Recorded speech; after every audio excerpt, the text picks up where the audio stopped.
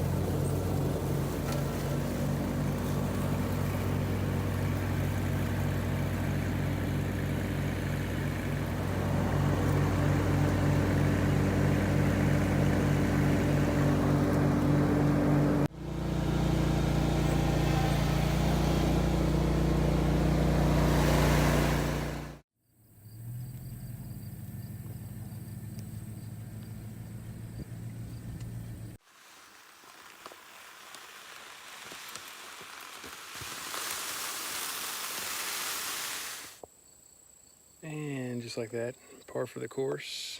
Something that's got to break. It's usually how it goes for me. Farm work just seems like there's always constant maintenance, and looks like my bag spreader's kind of giving out on me here. Been a good spreader, but now I'm gonna have to do it all by hand here with this little greenie. But it's just part of it. I'll find a way to get it done. It's just what you got to do. Got to make it work. All right, it's August 28th. Back here where I made those clearings. I'm gonna come in and take advantage of this bare soil. You can see it's gonna be a jungle here in a couple years, but I'm just coming in here. I just poured out some sugar beets, turnips, and radishes. I was gonna do kind of the radishes separate because I know they're kind of an earlier draw, but I really got to thinking I'm gonna try to spread these out a little bit and do a couple micro plots. But got kind of a tower blind here. Lane enjoys sitting in, as do I, but I'm gonna try to be a little bit strategic. It's kind of tough. I wanna make sure now that we're a little more open, I want to draw them into the right locations. Got a little spot, kind of a clearing up here to the north that looks pretty good. It's got some burnt patches. You got to be careful planting right back into that. But I think I'm going to kind of plant along the edge here. I got this water tank that I put in, and get some of that in here. And then go to the north maybe and plant a little spot in there too. So give them kind of basically ability to drive come through here and to the north, basically from this big bedding behind me. But got soybeans up to the north also. That'd be a good draw there late. But clover's gonna jump. We got a good cold front coming in tonight, and I just got to get in and get out of here. It's later in the evening than I want to be, but just got to do it. It's worth the trade-off right here this time of year. I'm gonna put a scrape limb in also, but I'm ready to get this down and get out of here, get it fertilized.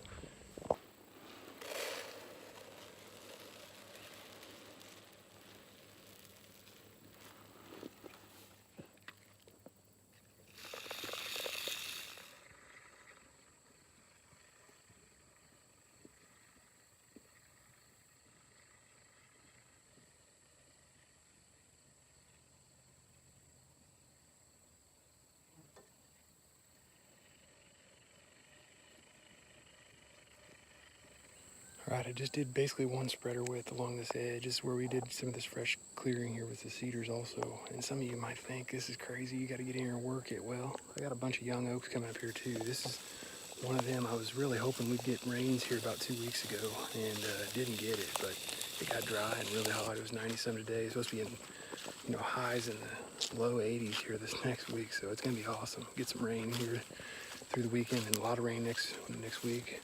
Basically just got it on this stuff that's got bare dirt. You gotta remember these seeds. I've got a few on the tailgate here. Look how small these things are.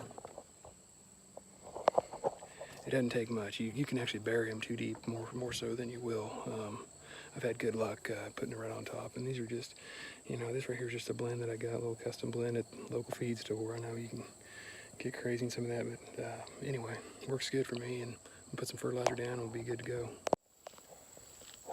All right, well, this is where there's kind of a trail that comes back into this main plot. Typically I'll wait till later to pull a scrape branch off of a field edge, but Right here I've got 2 oaks. Actually, you can kind of see them right here. Sorry, it's getting kind of dark, but there's 2 of them that are competing right here. I got this one that we're getting ready to do some TSI in here, and we'll be taking out some of these others, but that's going to be a nice, tall, straight one as soon as we can open the canopy here. So this one right here, this perfect kind of long one, that's the one I'm going to take out here on this plot. I got my rubber gloves. I'm going to go ahead and saw this one off, and we'll get it back there.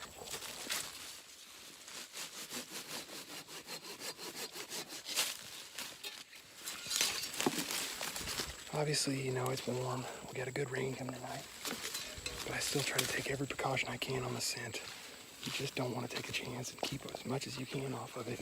Got my rubber gloves here. Kind of a good, nice long one. We'll see how it goes. I'll show you my mount here that I got made up, but probably should have patented it. But anyway, most products are good because you use them. That's kind of the case right here. Had a guy fab these up, and it looks really good. There's last year's branch right there. I'm getting ready to take it out, but it's not a, you know, a commercial made product, but I got basically like a T-handle here. Just takes a set of pliers and loosen that up, and then what's nice about it is you can actually angle the limb wherever you want. Just screw that in tight, and it'll actually cinch that basically right to that. But anyway, I'm gonna go ahead and take that out. Had him put a claw on there, but basically just fasten it with a bolt. Works pretty good. You see guys wiring stuff up, which is fine, but after the deer work them quite a bit, that wire just doesn't really work. It just doesn't keep that same angle. But anyway, get this one put up, and should be good to go.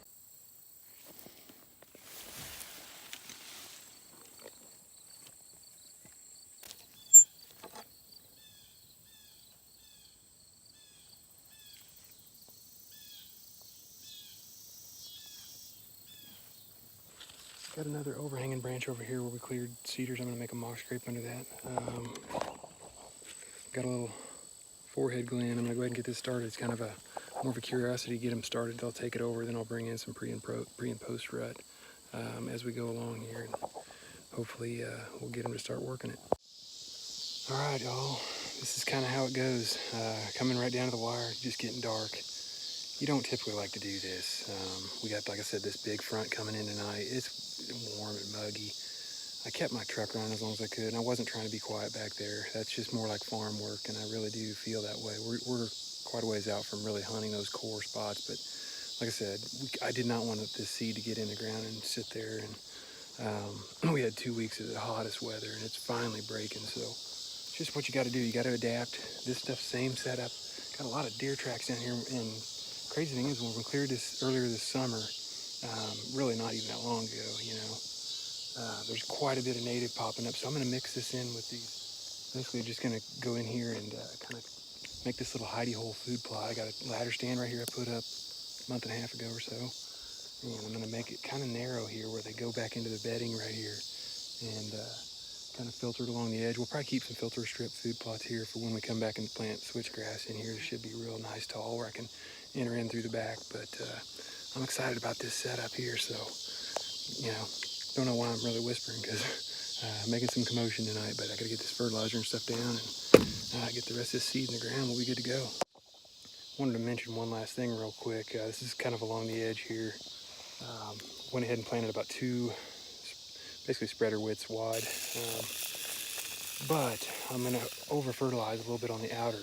You know, worst case scenario, we got a lot of this native, and all this topsoil is kind of all the rain in the summer here kind of rushed it down the hill, and we've got a lot of black dirt down here, so I think we're going to have plenty of nutrients down here. It's going to help this soil down here, but obviously we got some more cedars to take out of here in the future, but it's some decent cover. We're going to keep some of that mix, so I'm going to come in here. Once I finish fertilizing, I'm going to trim, you can see kind of one little entrance right there between those cedars, and I'm going to cut me a little pad just with that little saw, and it'll give me that right where they go into the bedding area. It's just going to give them a perfect entrance. I like to do that. Sometimes I'll even make a tunnel back in there where they just feel comfortable using it, but we're going to make them use that path of least resistance.